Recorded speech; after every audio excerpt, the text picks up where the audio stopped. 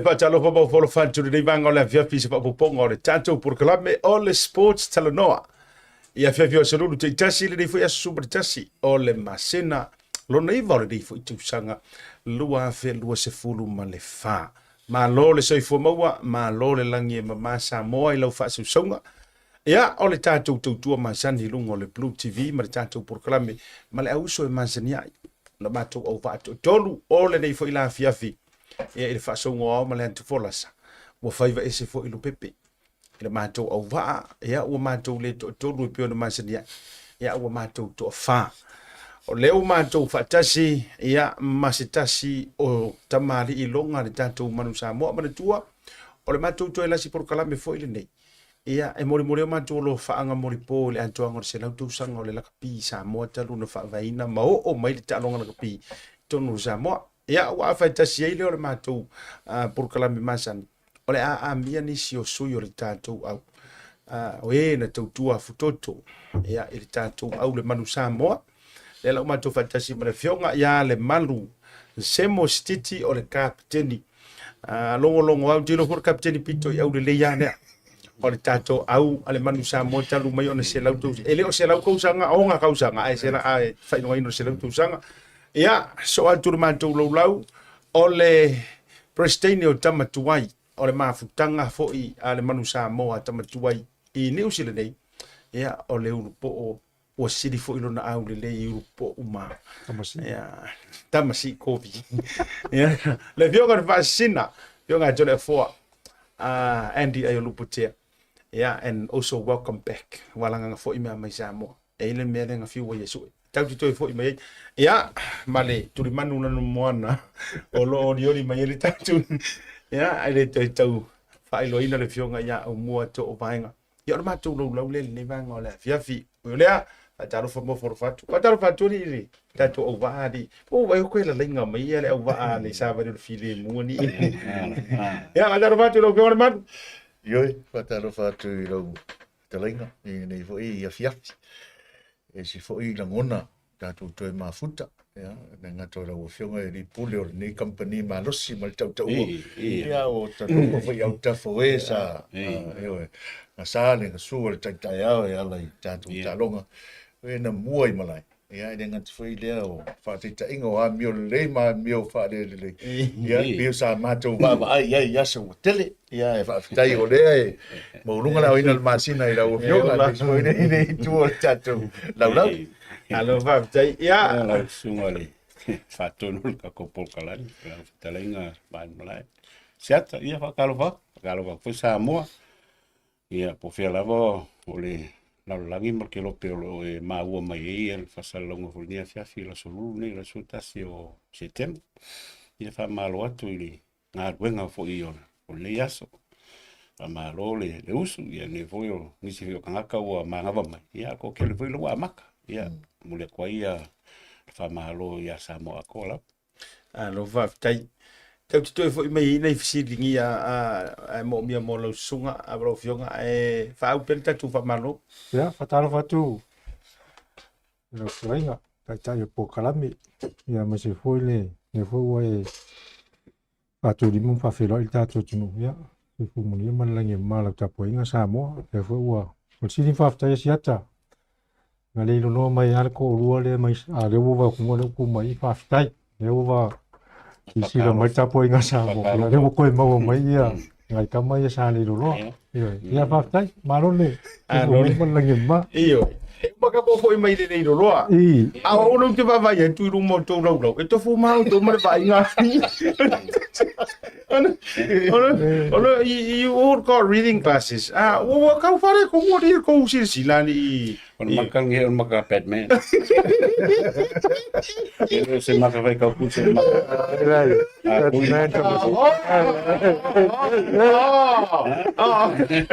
oye la ona malu la ne maka Spider-Man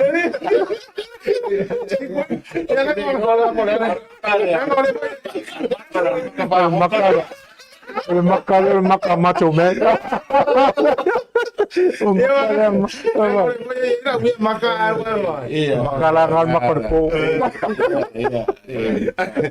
ayo Malo la mane se po mo via fa tai po I fifia ko roto.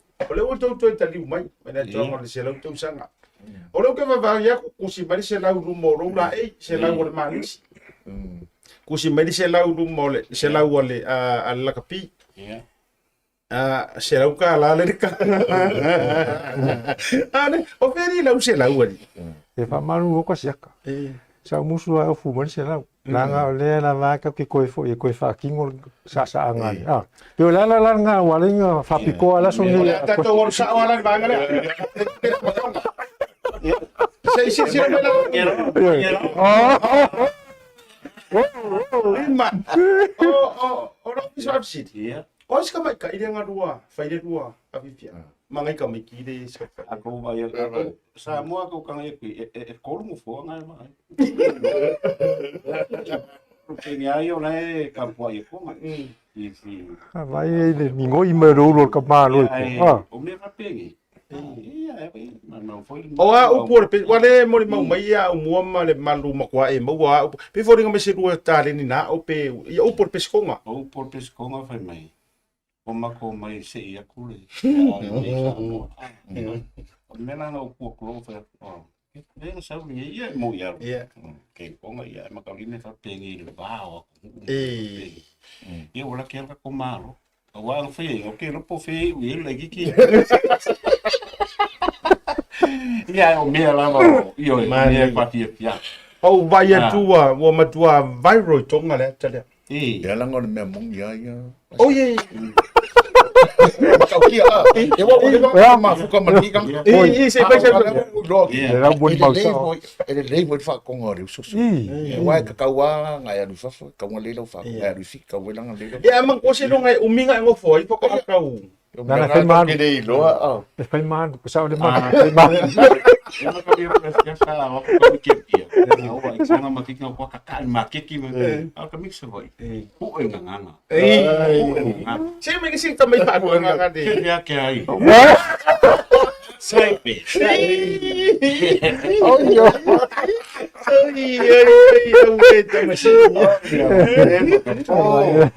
Eu fa mau mi ai.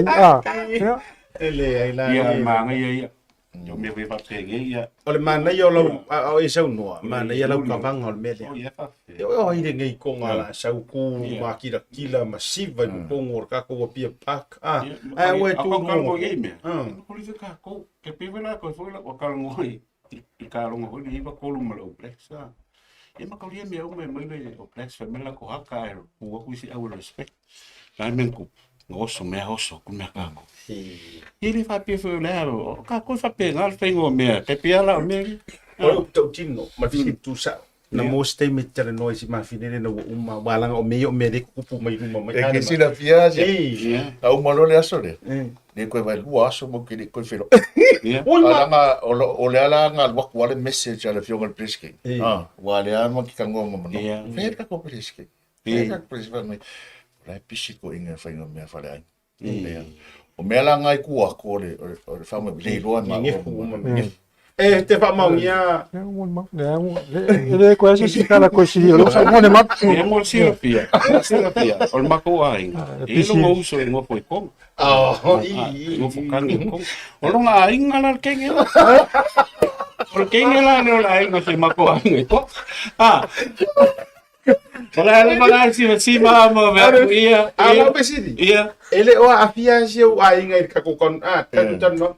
Ana wa e afe fua o mai do po o so nga fa me ye. Wa ka kal ngo fa me o sa mo ai nga. Wala le ai nga sa mo mako ko kula ngo me va pe ka. O nga me va pe. O le la va ka ke fa kalos.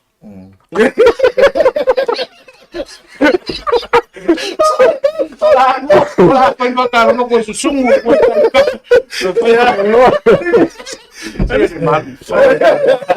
Olha, até tu le mano no ma. Va, vamos a hacer un programa. Kakak banci ko susu le. Agora eu vou comer deixa eu.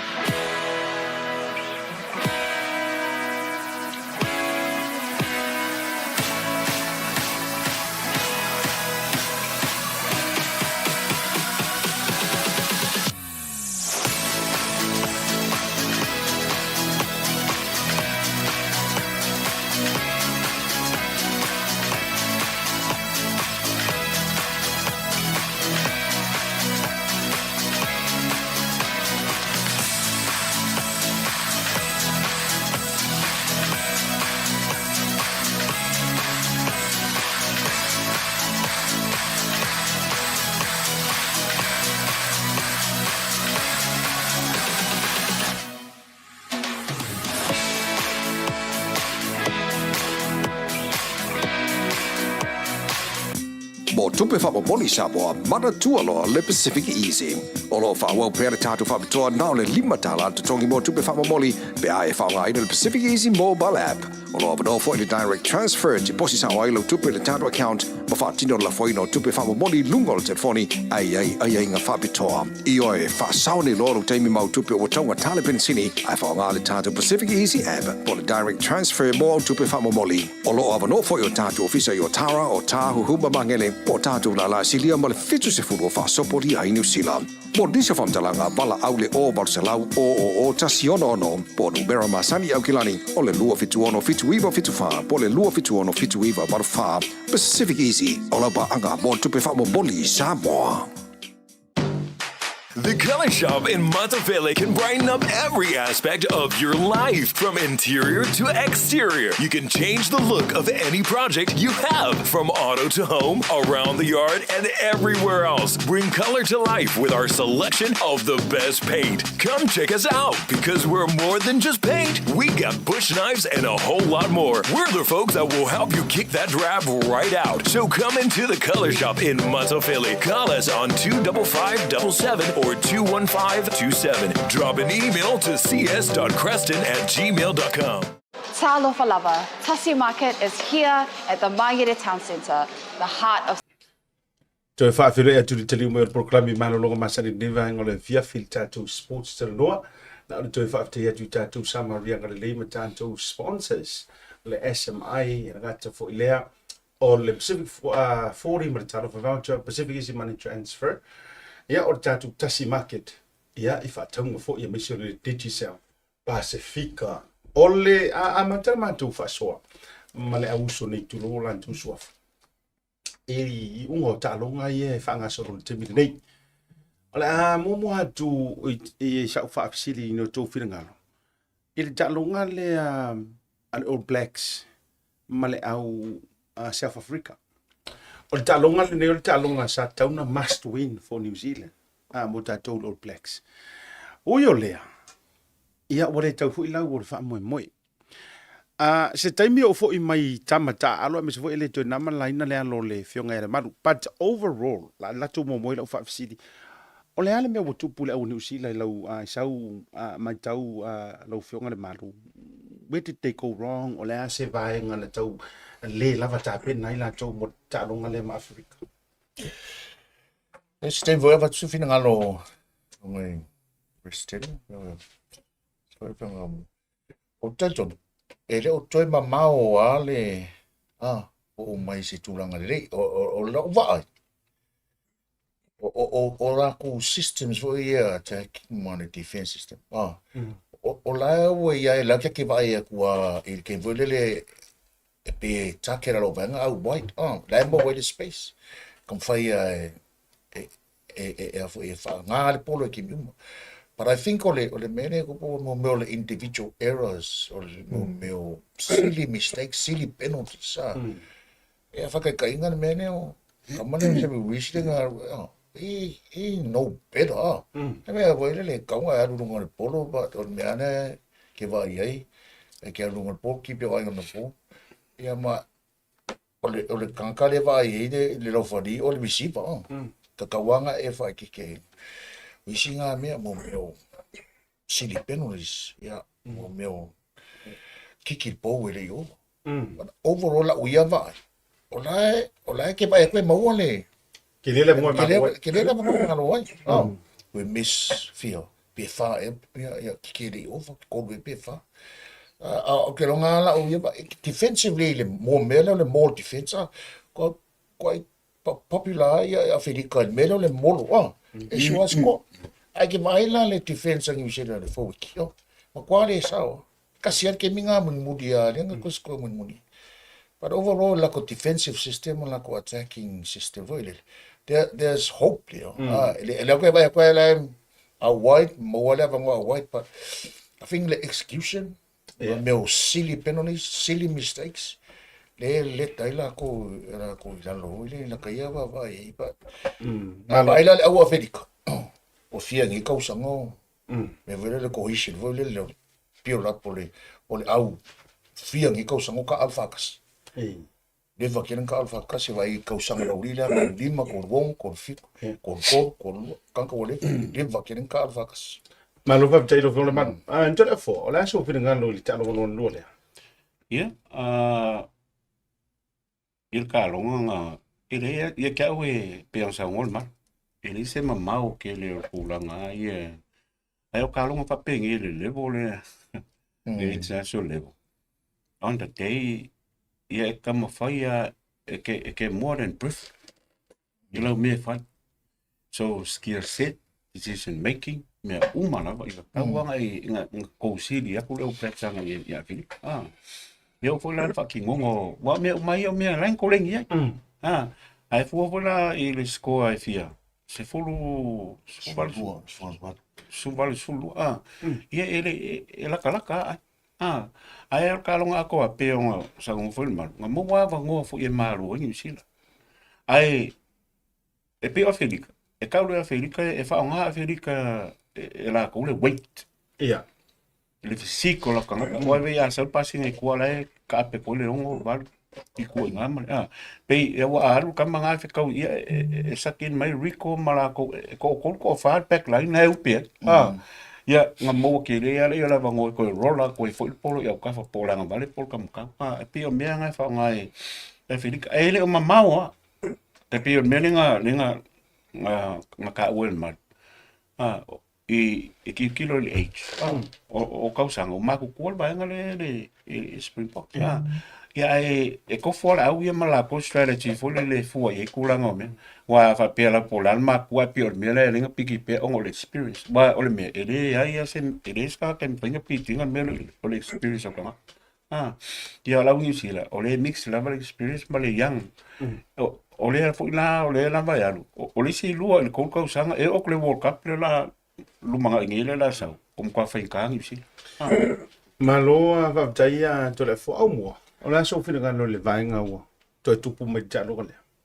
Ole tulanga le ole peon sau no ho ia maluma Tautuana ole ia tia wala bo yole o kele ia sala kele sala New Zealand ole defense le ile amese la vala le per mas yanga le Afrika le melo le kiki kona ai morfo ma ngai kele le pui nga New Zealand me wo ye eu foi la skala ako ki foi kele yo como ki fo ma como ki la ki la New Zealand ya a skala mo no yo vai kwa mano si a skala mo a New Zealand ai o ngai me la ki ai o sala ia misi o kiki le poui a kako le langa linga nga boa vongo Afrika ase ola waka ko o kele vo ngisio ka ka o le fia mo ngisio fa pe aya ola ko lo mo kwa manga ia la mo le na iki la o kako e piora i mo resi ia ka pe ara mene sa ia Afrika nga strako vo Afrika ka minga ala ko kele le experience fo ia New Zealand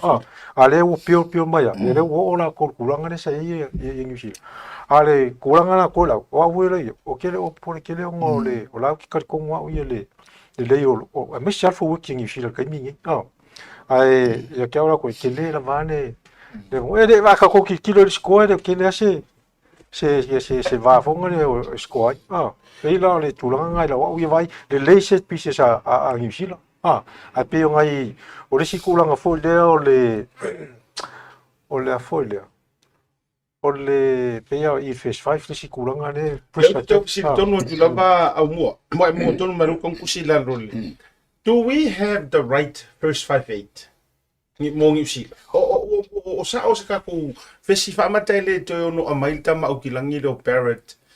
E to tau to talo ai lona tulanga pe afu o pule to o sa no foi de fionga to the full experience wa pe o kamale o longa le kulanga o tama foi na pe tau fa va i mai supala ka pi a sa wa e wele le jesi ruli le o so to vinga ole fainka ole kamale langa e kele ka mikal fu peki su lima fu le pena tulanga le sai mo unha pe o fish 5 fanga o le focus lavanga New Zealand sa ya a que me salo a fa pera ma a keep lavar kamale ngumre se fu o que me salo lavar la masangi ya ma pio le fu nga ia confident fu nga le calo ya que wa ia ra wa i que no makensi o la wa hi o fish 5 fa ka ko New Zealand it takes time for siakali Ia kia ua ia ka alonga a koa ma. E se me le misi o kiki me vape. Ai o ka alonga ia ba ile flow o la no ka alonga ma me uma faʻasoasoaga fo e makensi. Mo kwa le leia. E o lang defense. E o me uma.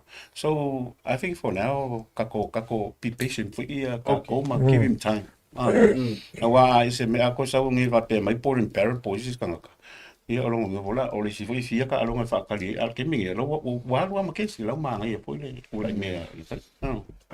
So pina ngalo tūlanga le whesiari wa tōli se whapsiti kia... Ia, le o wai, o le me mongi ai ese koe ngā first five. Ia, e wā, le ka alo, Paxia. Ese a first five e lenga running game, e first five e lenga kicking game.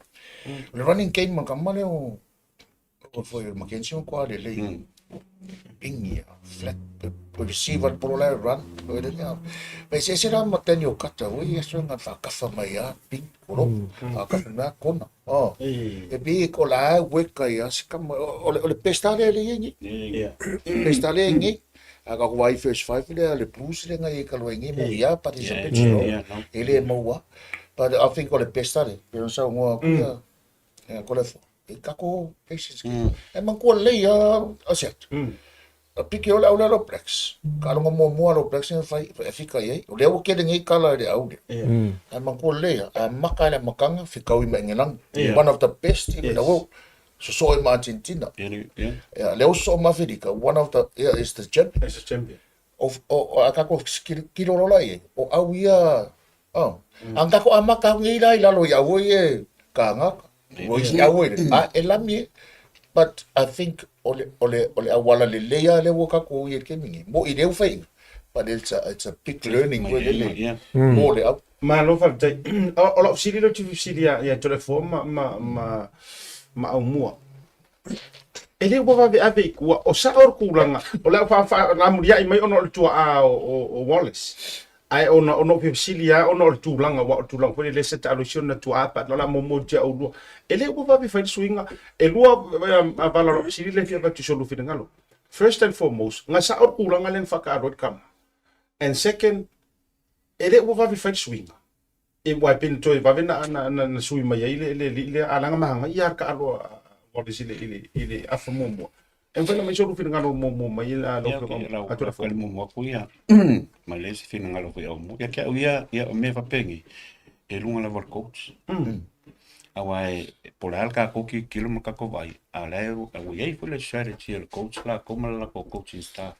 Awal game plan on milan ko la ke manga o ia mal kulang me ko sui mai le me ko impact o ka mai wa ko pe ka o impact play. Asa le ka ia ka lunga ia eleva pe o sa kalo le. Ia ele va pe vo ko fa nga ia pu nga misia a Wallace pe lua pe kolu me va pe nga i ele ni me ke kele ke ai o ka longa ia o carries a Wallace so le mo ko i nga keina i o langa skia set po i makulanga o me fa okay lo o le la nga before mama fa ali me Wallace le me nga ringa piki el coach nga i ka umai ai kanaka ia luka alo ma number 1 team la lagi ma se yes na ai pengo fa ya se ka umai ai me se ma me ale overall ka longa la kali o mo kwai ia pe va pela o va mai kua pola kula ia pengo fa ya me ngal coach la vai akal ko mo kwa fia la vai raise el performance award ia pesa o vola kulanga ngongo penga pe ka mo valuma ke lo langa ka wila fo i kulanga nga ko fi coach tai a mo na fa mai ngalo le tatou ole fole o se talonga tu sili lana galu ia le dalo fo yo ole man ia le fa ko fo ku a pikilo mo kwa testa ya ala vai mo kwa mafai ya onga ka alo ia Wallace le molia pe a me se fo la leono o leono le valu o longa le leila le o ina le sile ki o le mo ka kan faingo ka alo kulanga lu pe ko e mawai ia le ia nga ka longa ka alo ale wa le fo sa ka pole ko ke le funga le va pe o le va fa o fa mai mo va ve ke le pe ai ka ko ma ke le pe o ringo le o mele le ke ka kongo wa ia ka male coaching enga ke fro nga kia venga uma kong kama Kama te fou ma. ina ia pio le la ko ka kong ma fo ngale a o ku la ngala vengi ala ma fai kama ngi le tu la ngala le ile form na ma ile carrier ai fo le Wallace o le leila ma pue ia pe fo la fa mai ko a ku la ngala ku yo ma ko ma nga la vale chest le ngai nga ma fai ya ka vai la ka le ngo ku ngo pue mai mar kap kengi la Afrika le fa ali mai ngale mo ko I ka ko mo kap kengi na Afrika I la ka le mo wala singa po mo ya fa lo ai mai ngo mo ka lo la vo wo ka ko e la tiki ale mo fai ngo nga au sa ku la ngali po mo Ole se mea o ngalo le o mankongi. Ole option for line up. Manga ninga fa nga wole se kasi nga me ke le yo le nga I kulanga E mo wai talo. e mo wai ka lo. O nga fa nga so le e mo o mapo. E le se polong pa penga le lo. Ma lo ka tai.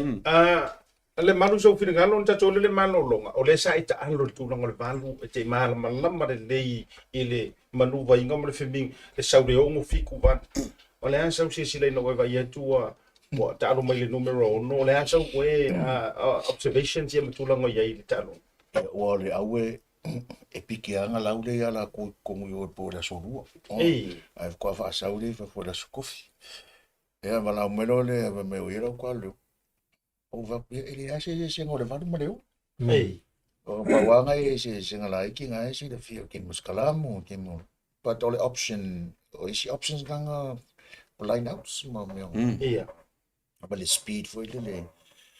Around ayola ko plan ni e fica ora pensa ngoi ko le foi e no e mi ko le vapi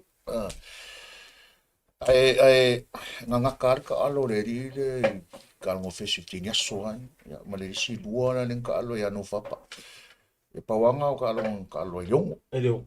o ya ala ko le lo chief se le nga fa valu ya wala anga mo ka mo fi va me ya pa me ya mo le va pa o le foi la ke lo kala fa me se but what trusting all environment la ya le coach ari sa vea Gloria o Sam Kane e fi so swangi ya but overall so le sa wanga Toleafoa makanwa ya ke me fa ile one on one foi le ma we mistakes o ngau kid ya mangesia me ya pe o le ngala fia le au le ko mo environment le ya fo le ya malo tatou malo longa a foi mai mantou faʻasoa anga isi taimi ia Australia matintina ia miso tatou faʻasoa lo tele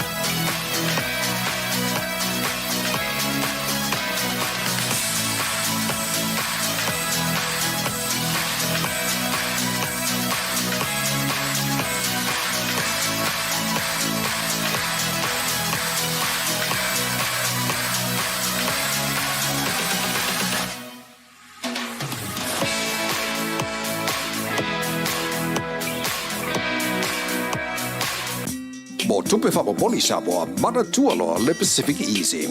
O lo whawau pere tātou whamitoa nao le 5 tala te tongi mo tupe whamomoli pe ae whaonga ina le PacificEzy mobile app. O lo abano fo i direct transfer te posi sa wailo tupe le tātou account ma whaatino la foino tupe whamomoli lungo le telefoni ai ngā whapitoa. I oe whaasaone loro teimi mau tupe o taunga tale pensini ai whaonga le tātou PacificEzy app o le direct transfer mo tupe whamomoli. O lo abano fo i o tātou ofisa i o Tara o Tāhu Huma Mangele po tātou la la silia ma le fitu se furu o whaasopori ai New Zealand. Mo disa whamtalanga bala aule o Barcelau o Tasi ono po numera masani au kilani o le lua fitu ono fitu iwa fitu wha po le lua fitu ono fitu iwa baru wha PacificEzy o la ba anga mo tupe whamomoli Samoa. Seal plumbing. My drain's blocked. I need a seal. I'll see you soon. Drain unblocking using high-pressure systems and cameras. No job too big or small. I'll see you soon. Talofa lover, Tasi Market is here at the Maire Town Centre, the heart.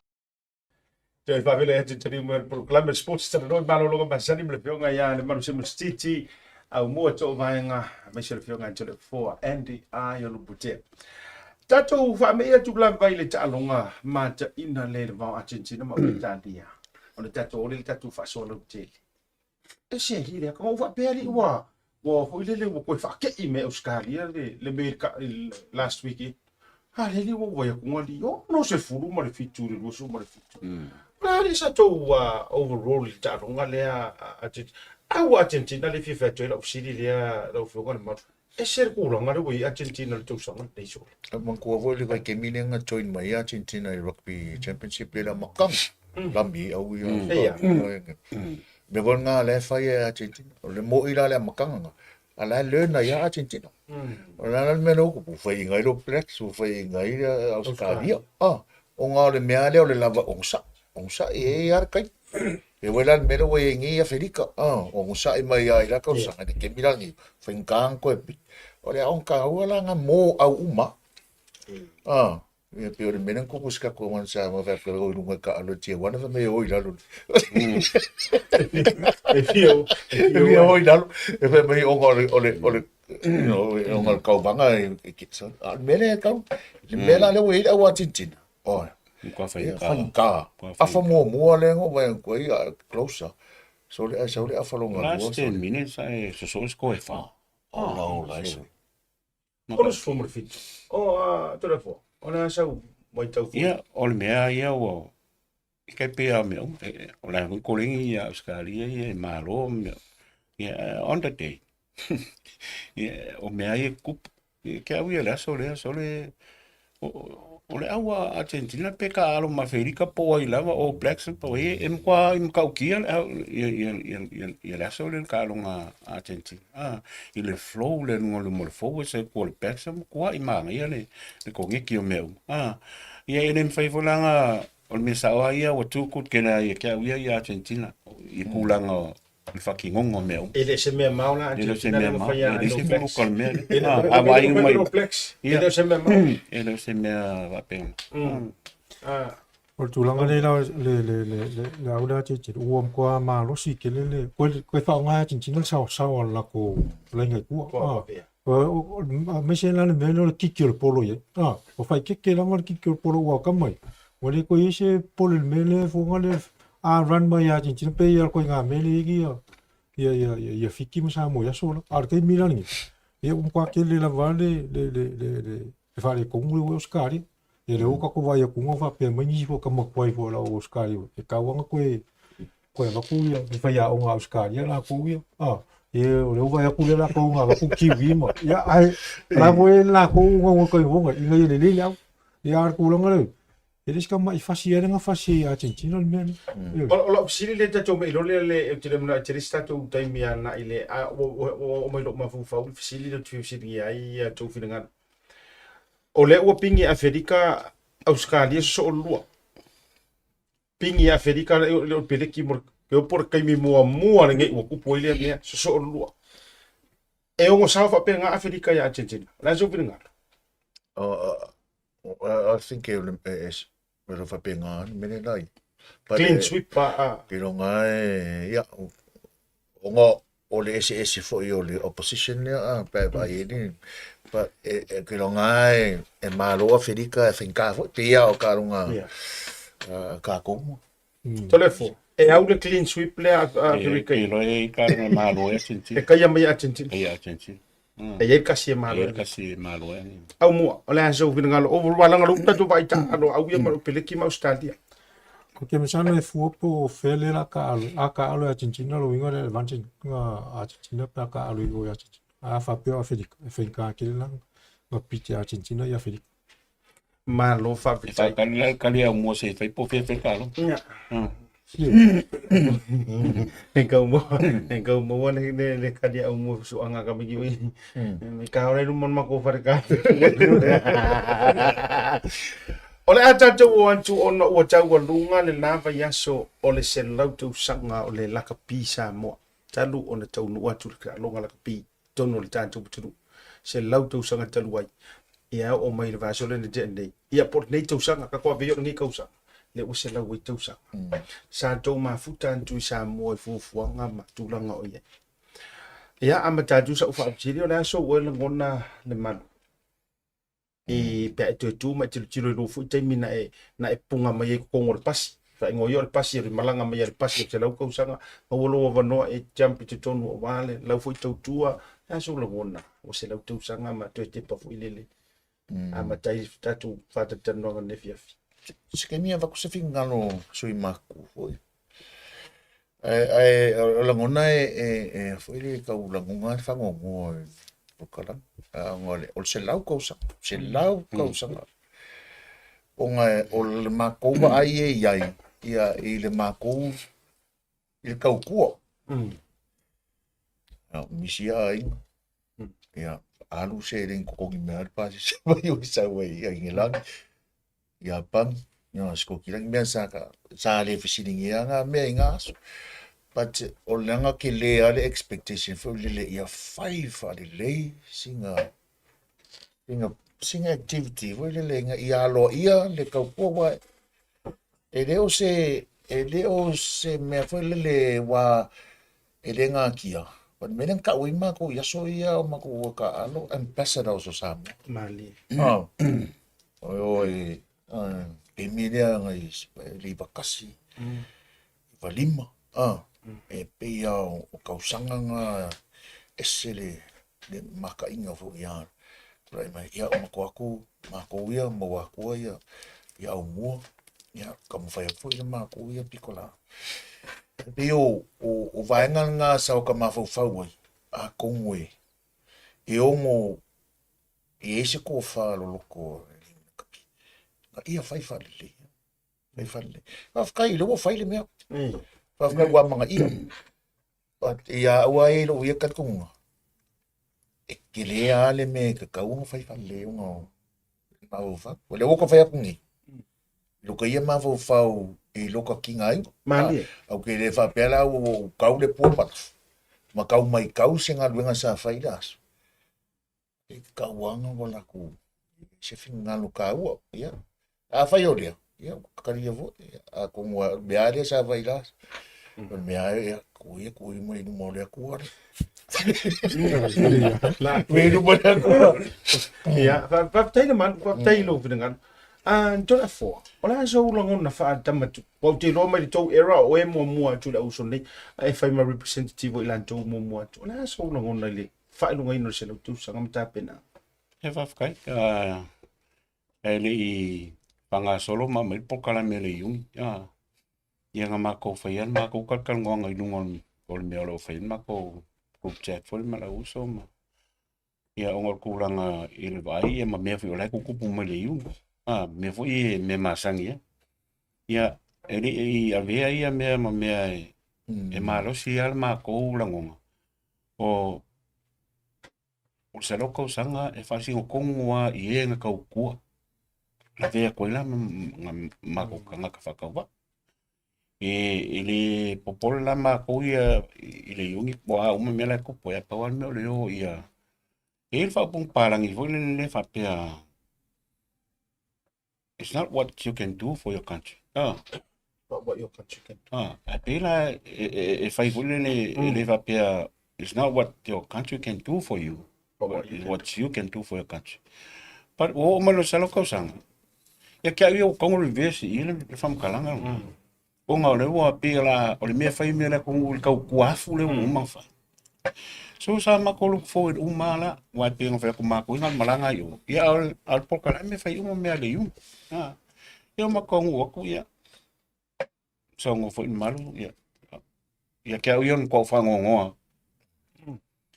Ko ka il kulanga o mea ia makauri ngi la wo ilo le yungi mala ko la finga lu ngai o kausa ngi pa u se lo kausa o le ka penga le ia va ke ia tai pia la so wa lua mea ke kele kupul ko le aso le o savali ia mal capping le fai ko fanga pulo ia savali nga fai ia wala kia ia na ngai foi kanga i mai aka nga fai e kwa nga nga ele to tele mak fe kau mi ska kai lunga le ola wala fa me pola me le ku no inga o vai no ngeli lua o mai to tele le tu ole fai se celebrations fa pe a mota ilo kilo ko maka ia me volanga sile wa penga fa fe penga fa la wi loa ia wa ia nga va ya ngi ka ya ku ya ka nga ko nga al te mil nei te tauna ma tua tau le mfaito sa va vali me o tamaiti fu le atu no ula fa ala ve lave so mai ko au ka fa ka usaingi o fu ia olisi meo o se lo ka usanga ia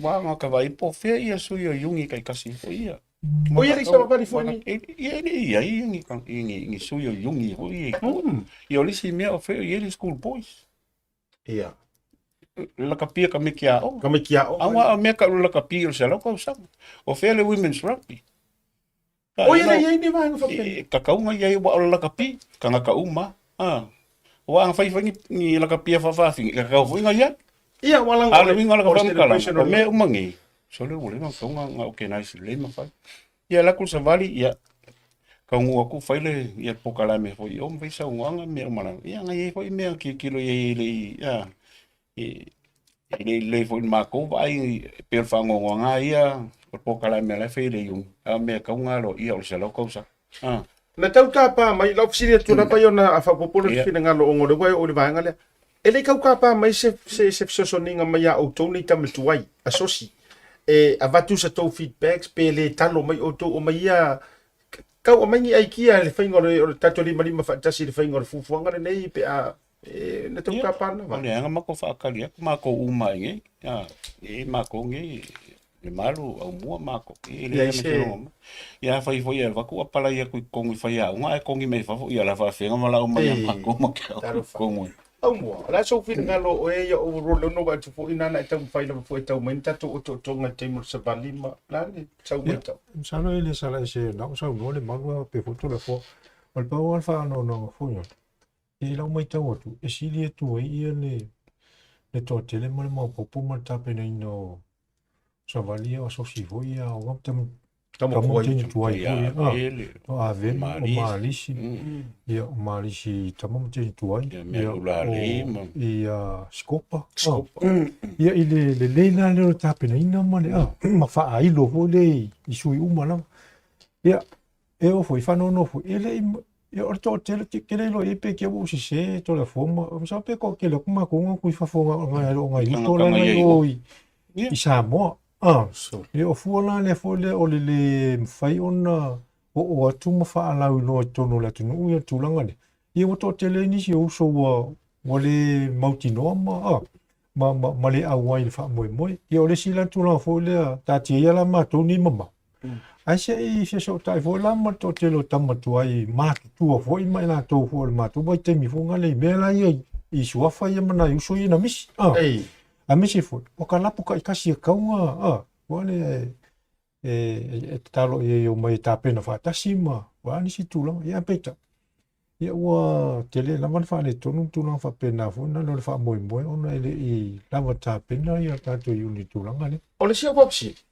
ora ale na me ko poli i o ai tonu nga fa mai ngoa nei o tamata fa alia lava male fa no va ia lo fa tipo ina inisio tampela sunga la o mai sunga ya idiota fu mono ia o so ya al 44 manisia ai nga o mai so fa Sole oi ngoa ri ele o kama ingoa fo ile le on tangata tele na sipe ta longo tangata wa sikamo ola fuki e te fitu ya o le sunga fo le lilo ia o fea le pa o wai fai ngongi o me o kaupa ke make pe ele o ese tara pe so ye uma lisi ngei i te tauna o computerized ma me uma pa pe nai monitor ai o tau tamanta ase fai na o me mo o ke le lopeng po ese tara pe so le ole de meme ole me mo ka wanga si le fie kam ka aluma koi e le ama se singa invite wele individual ele ese invitation foi le nga me mesa po ga uya no mo ya le o ele mesa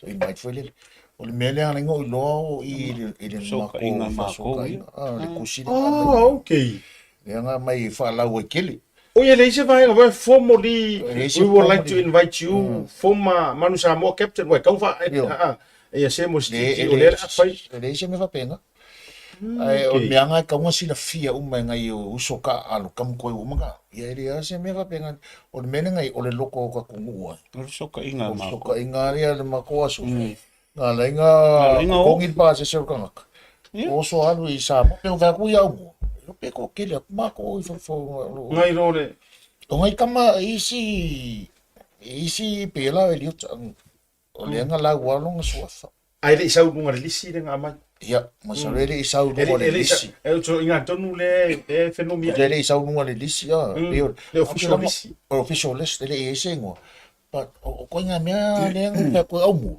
le van ka nga out le lisi le ele fai le mea yes official swangi il vai kai mio o Aumua vai kai mio la o ia vai kai mio o ku api o le fo e mai so vanga ku aku ya susuma ma le so vanga ku aku se ki ma la walinga o e fisidi e pe ke mo i se mis ale ko out mai pi surprise mai ale la usa o ke le no mo fa le tonu wala ngale nto e fa to e se la vale le CEO la ka pi anga ya Eliot yo ona o le afia me pi la ke ronga le launga ngala wo ka mo nga le pinga o so fa manga ku ese singa kai esa o ia karo fa foi ska I officially me tau officially ese ingo ia o se la ku se la ma pusu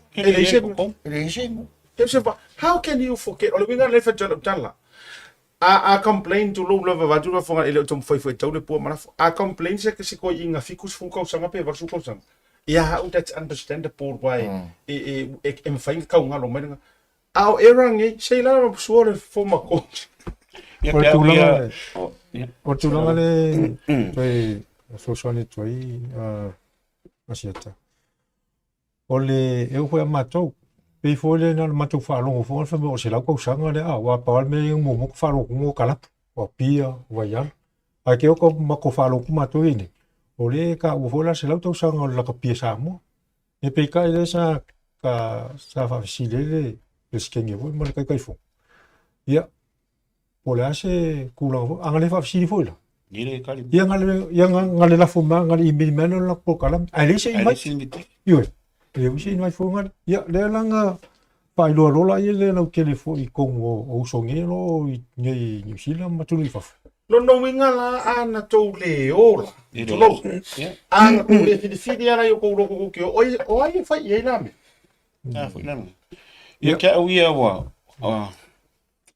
e o le fo mo wole le ba ngo e wai le mfaianka ko o kala ku sawa ia le wo o ka wo lungo se lo ka usanga al ngem kwa oki o sil ke na o ipa uia ia le na to e wai le mfaianka ko le mfaianga alo le yungi e wa o ko le pa u il fingal po kala mengi o ngi ngo fo ku ma ko I makanga kai le sai e mo ko le so ngi ma manga ku fo e fa wai le aso langa o fa mo la kapi asa mo ako ya le wo ko ko I kwa le ya pengo fa yak o sa vali o la so fa le kapi ma pulo ia ile fa pe ko ia o ko ngi amakala fo le uma la kasulu o ngofo mai ai o le mea kupu foi wa kele o fe ngumi ai pulo a wai melo pulo e kusi mai ai le ngumela ngai koko ia wa meo fe ngumi ai sol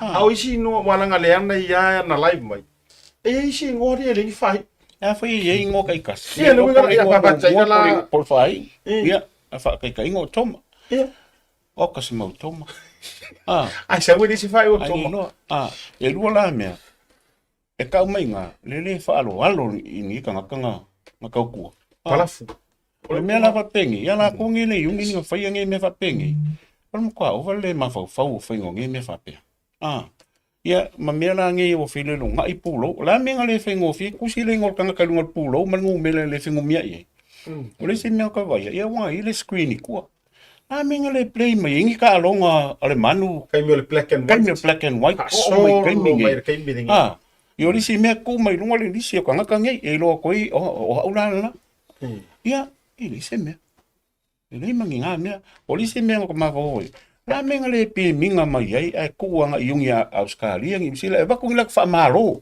sa ole le va ku la fa malo fa congratulations ile se la ko sang la me le pi mai o ya pe le manga yuso le nga fakia mai fai mai se la ko sa nga lai mai nga sum me uma o me pa pe nga technology gaming ai la me nga le fai e nga me e kau ke mai le ke lo me lo fu me ia le se me ku e fa manu no kulo fa pleski Ongo wole lama se leng.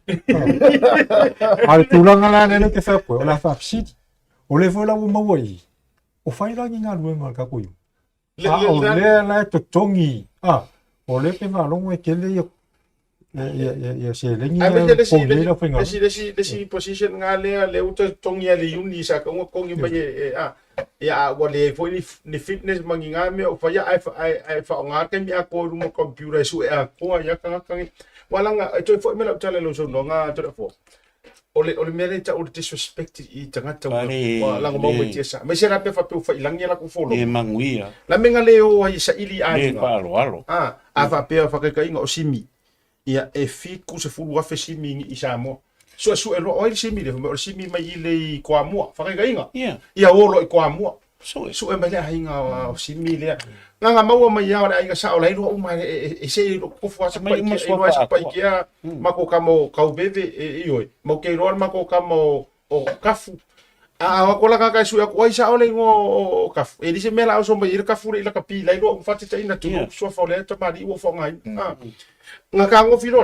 update lo le recording mai lo le fai me o ke lango le pe ngo fa o le disi le o le ba ka nga out mai ma o sa it e pe o le folinga mai pe se me funga fa ka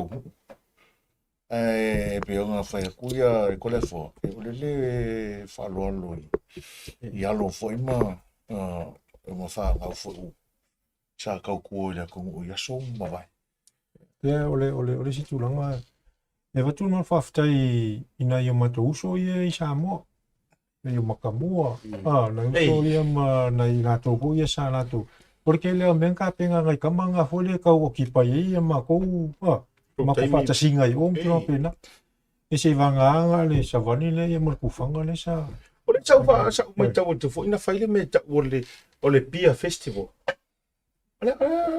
la ngole na po ka ngo skai fa balangi ai na festival si ia wa pio me nga fa ia wa sa po kala mo fa me yo le corporate dinner ia o fundraising ale yu ia nga manga ia la nga ma ka le o kuska ka mala ko wa inga ka ko lum fa nga ma inga o ko ka point ia ke o sui me fa me o beer festival ia ma ka le fo ngi me ia o ko ke lo sa ko fa ia ele ka ufia nga ele se me le fo le te na po ko fa ia yo ala ma le ngu vai ma ko ka fa ia la ko me o beer festival le fa ma ala mo fa ngoi fa pe ngi o beer festival ele ma ka ngo fie ia ke o ia pe ngo fa ia ko le ke le ngo mengi ko fe o la le yungi fa ngo pokala le anga o ke na sing le anga fa ngo me ku se ka mai foi la ko le fa alo i ka nga ka ku i la ka pi na mo se to tai mi mar community like a fan day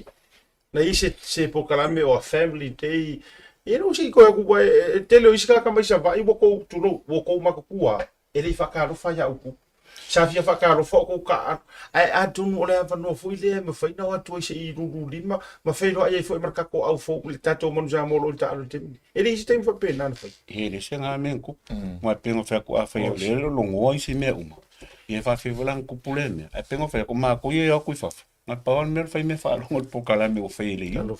Ia pila ruingo le whamkalanga ngā ia le whai aku ngei mau me poa uma mea koe whangi. Mo koa whangoa ngoa ngi se lau kausanga. Ia pia mea o fia maa kou ia u koe koe miko me whila i whamala uso i. Ia kungu uma mao ma Australia ngi usila ma mea o alala. E pei o le sasaanga le ko le foi da so falili. Ngalo mai ni si me fa le kongu. Ia ko kaulang kon kupelan le. Ola ofisili. E ni nai panga ngore ko fikau ni ko kamang ko ka. O vai ko kingo peila o kingo ka karo Darren Gallagher ni mai ko yang mai sika ka. Ele ko kau fa manga ko fu ni ngai me manga ngai ko pu ke mi ko ka alu mo ko tua. Toleafoa. Ia wa me ai ka lango na we e va fo me we mai mo me la ku mi so o ko i ka alu ka ko uma. Ia ka lango fa kama. Ka lango ke mi ka alu me fa penga. Ia o sua ke mi ka wasa me le fe ngofi. Ia. Le sawa mo me vo le se kupe o me ia mai ni ke mi mo ia. Ia e ka o professional la kapia ke le plan me ne ka o semi professional.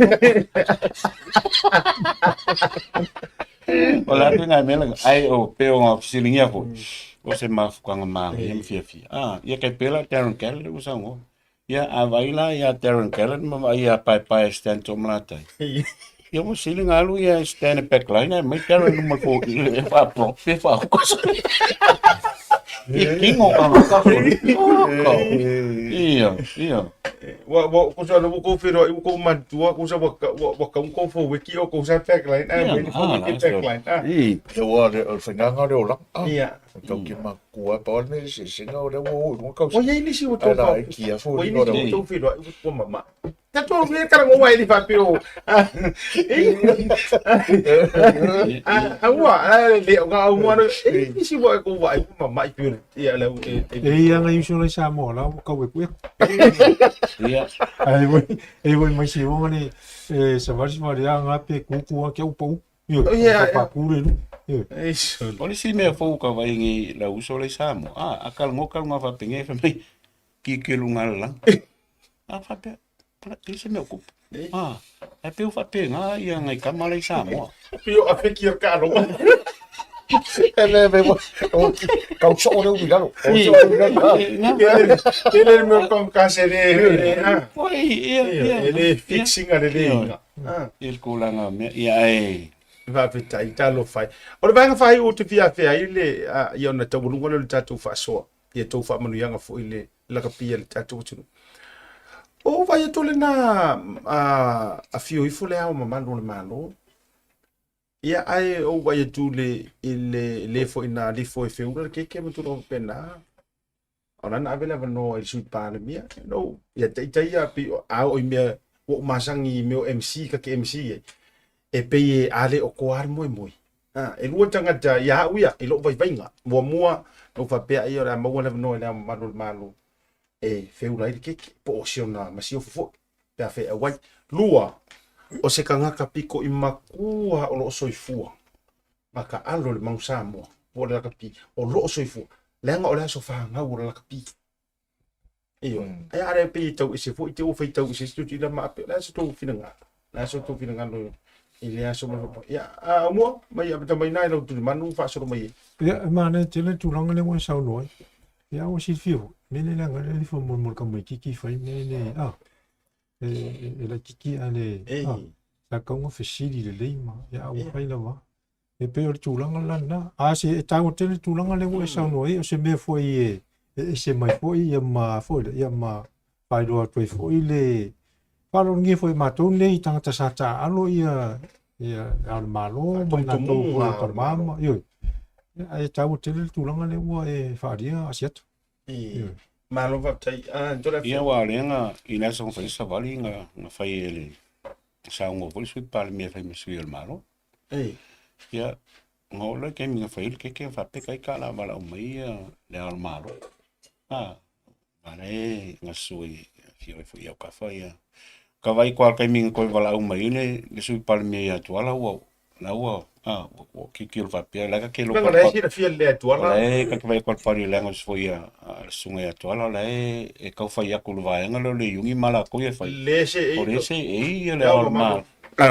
malo e ka kau ngā fia ko e whai kula ia o me whapenge ia penga whai aku ia o masali puwa e nem fin ko ia o mengi mea sa lo kau sanga se o ka ke kuwa koe na so le o ka whaarongo ku ngā kaimi ka kawaku kai whaangongo ke le whainga ni mea i le mea o ka ua fo ia o le manga ia ma mea umangi e kaunga whai le yungi le wako koe ka ngaka makua le so i fua me le laka pi mo onga ngā awako e lunga e kipi ele alo malo whai whamangia ai whamangia mua ka ngaka le o ia onga le sifanga o ka ngaka le o pihafo ka ngaka uma ya ni keke ia wali manga ia e sola ma fo ngai ave le ko tanga kai le sa o ma fo ya o ko le fa ia mengi ele le longa ka ko la vale mengi la ngai e la ngai di ka ia ko mem ko so sola fi so ko yo so ko ke ya lo fio ngare ba e ko vasile se kala o sa wa o ke ia ide aso le o la ke lunga vale ia le malanga o ke wa ku fa ya e pia o nga o la le nga malo pa se la ko sa fa kum o la o le mika kanga ho nga ia ma ko wa waile le malo ya e so nga fo sao wa ke levo ala ka ia vai de wa fiu aku le malo o le o ia ma ko ngai wa ya pe ka ya pe ma sa o kala mo on fisidi voi le e al ngia mo ke aku make ya pe la ke voi la mo voi le e ka ke voi le o ko ke ka ke ya fu wala ngai o le mea o la ko ka kau la mo ia ke mi voi le e ia le kai mi e fisili mai e sisi era nga wa ka ko mea ngai fai ngi sa mo wa pe o ile ka ko fa la foi ia pe ka yang so masalo mo nga le fa mo la ko en fai mo wal mako kala le nga fai le umangi nga la mai el malu ma amala uso ya akong foi e vakong ia vango e momoli kele ko en mako fa fe kai ya ko uma uso ma ko fa finge ma ka wainga foi nga malanga isa mo ngi fa mo e pawale mako e fa kasia ko pusela ko sa ole langa mako wo mo mako nganga ko ya ke wo ya ele ese me fai mako le me wo ya awo ka mai foi lai on kwale ma fa wo ka ngi fai ngi po kala mi fa pengi awa fe ka wi lo la wa me vo fe ka wi me le ma fa ma le ma fa lo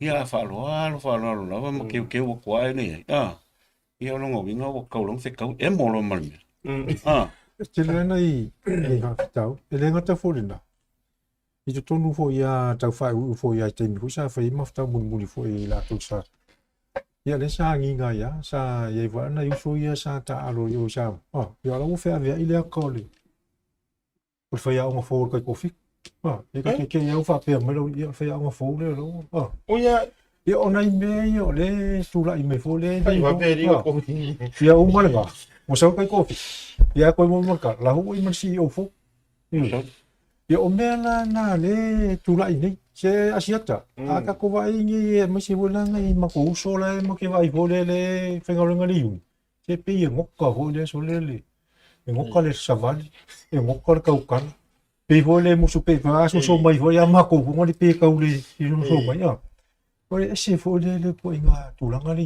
ia ka kia talo fai ngole ke masalo e popole lungal pule ngala ye male ia ole fata wa vantule au tatu tano ko i wa fasi fol tatu faso ni vanga fef ai tu langa fo ia ile self i police i ole amaro mango o se no le le ma tu ole au wala tu o ai le fatu tu mo ole tu ole au mango ele fa kumuni i kulo o fa por kiki ia marka ka inga operating on maru o me nga ka ke afia i tu lo le fiona pan ia marka penit ai ata tu wo le meta o le tu mu o le o se i ka ma le o ai la se se pua fo fa ko fara inga au kafa makalange ma ile fikau Tautuana ave pe le ava no ile fa tu lua a ua misi ro ina ave loa langa on fa sanga mai ro li o le sfanga ula kapi o ai la ka maku ala soifu e kai mini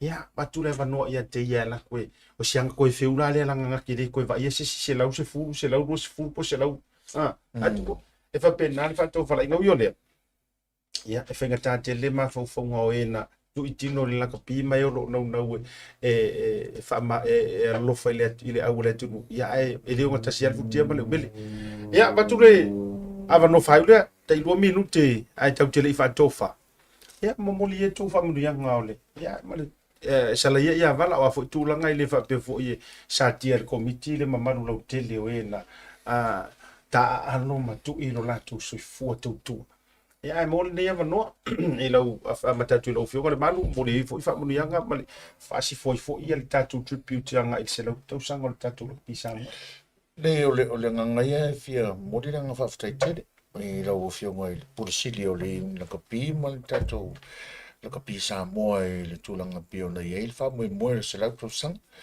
e tal tongu lava e le sa o mo si tangata e a se ma leu ia o le nganga lava ia fa ftai ua mai a pio na vatsis tala i te mo fa ftai ua fa tino le tulanga o le nganga fa ftai e rau tau ti ngai le tau fa plokala meina o le nei fa mo mo ya o le tautua femla unanga tama tuai o le tatou manu Samoa ia malo faafetai lau tautua tonu lava ua sila mio ia Samoa i lau tautua faamaliaina foʻi i latou finagalo ina o le tautua matavela pia ona iai ia taaloga faagatama i aso mavae faafetai ua toe mafuta ni amno foʻi taua e mo le tuai lea faamuniaga i le suga i le faiaoga ia mahoni ma le latou foʻi pulega tamo fainga o le tatou manu Samoa i nisi vai aso i lumana i taaloga la feaga ia e manuia tele lava le tamo fainga fai masui o Samoa i mause ai o Samoa pe ona tau vā ai le tatou au manisi o au o le Pasifika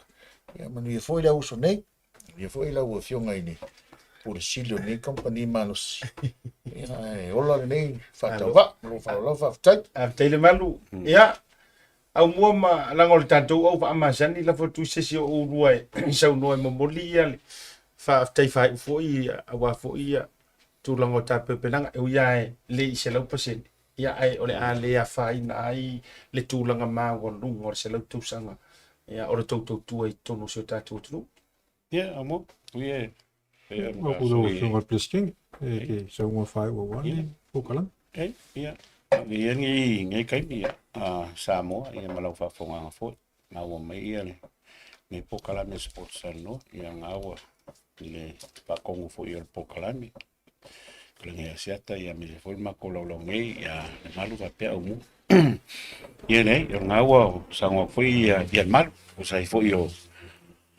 ka pinganga male ia wo umal fa moi moi la la vol menga ngai ia o ia o nga ele fenko suia o me o ia Paulo ia me PacificEzy ka ua e mo muanga la foi le vinga male fa kai le lo fa malanga le ku wa maka fa ai ia ni ko e kali mai ia ku uma ka ko mo ngi ia mi se foi ia ka ko ma fa ngama la uso i Samoa ia mai nga malanga ma mai tu pai ma Australia ma so ska fa la vola ku ami PacificEzy la lenga fa ka ua ia ka ko ia e ka ko foi e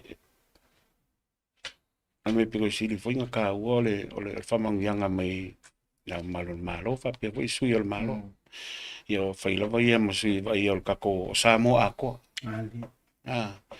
e momoli ke le koile fa kai kele lava ai mako uma lava e o lo soifua ma fiola mangi kai e ve ai mako foi mo sui o walo foi mfanga o Samoa nga ka winga le kawai i lunga mala le kapi i la kapi ia e meso ie o lo ka alo ke mingi ia e o fai langi le folau ia ve ia ma ko le fa ka va e mo ko ma ko fa ka kele sa mo ko lo su ia ole le awa ia ile se me ma ko ke mfai pe ale ia ka po inga ile sile ka i ka po Ia no. Mai, wa fo ia mako se makulanga ne I mako ke whanga waku mako ke makua ku ia ko Samoa. Ole kasi ole luo kele. Ia kausanga mfamahuianga kapo inga. Ngai se lau kausanga. Mamao malanga la kapi. Yo lena kau ke fo I alvi inga I le tua longa anga le longa lofa ia Samoa. Ini ka longa la kapi ia malakal. Ia alofangia le kua ia la sango o lumanga I mole whanga solonga ngi ka longa. Ia ver ngi ka longa por ngi ka lengi ia mai le kua. Ia mo se mangi o Samoa. Ai I la kapi foi mana ko lo ia Ue o la ku ua ma la wha ma vai mai. Whawhikai. Ia awai fo I o la wako e whai kako yungi la kapi ma kamu whai. Ia o kou mamanga. E pei al ma kou kalamal kua lalo whai pia. Aua ko ki whakamana kou walauina. Whamoe moe sili pei le kua poko maloko makala. Ka iala ia akako fuafuanga mpokala. Ia se ma kou poko lea.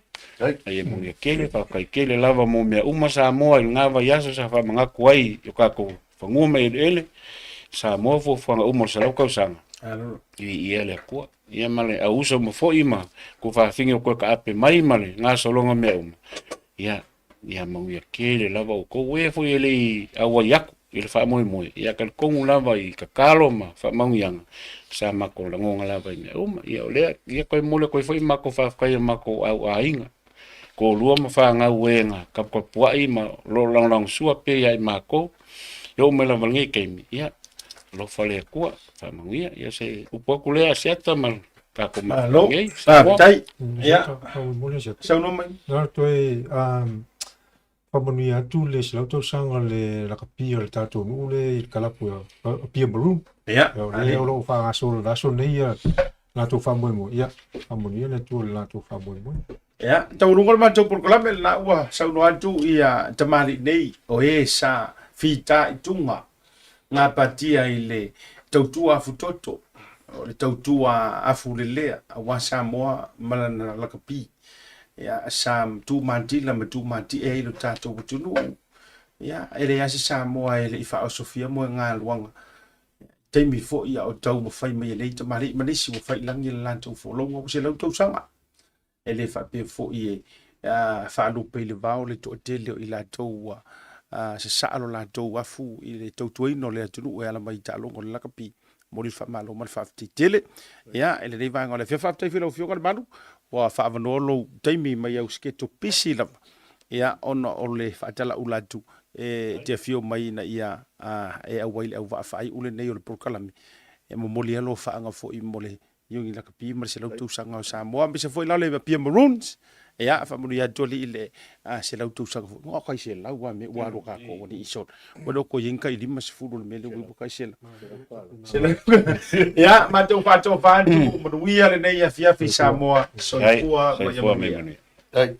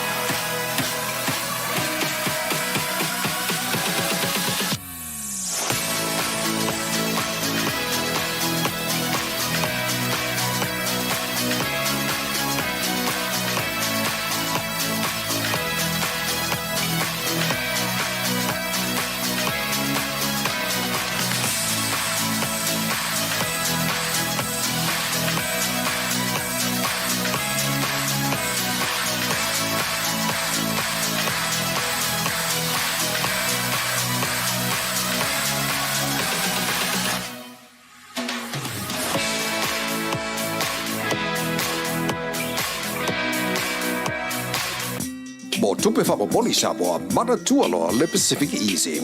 O lo whawau pere tātou whapitoa nao le 5 tala te tongi mo tupe whamamoli pe ae whaonga ina le PacificEzy mobile app.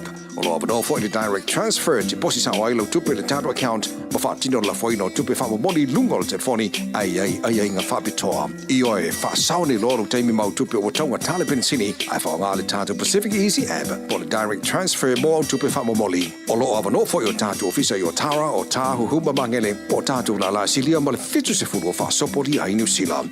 Mo disa whamtalanga bala au le o Barcelau o Tasi ono po numera masani au kilani o le lua fitu ono fitu iwa fitu wha po le lua fitu ono fitu iwa baru wha PacificEzy o la ba anga mo tupe whamamoli Samoa.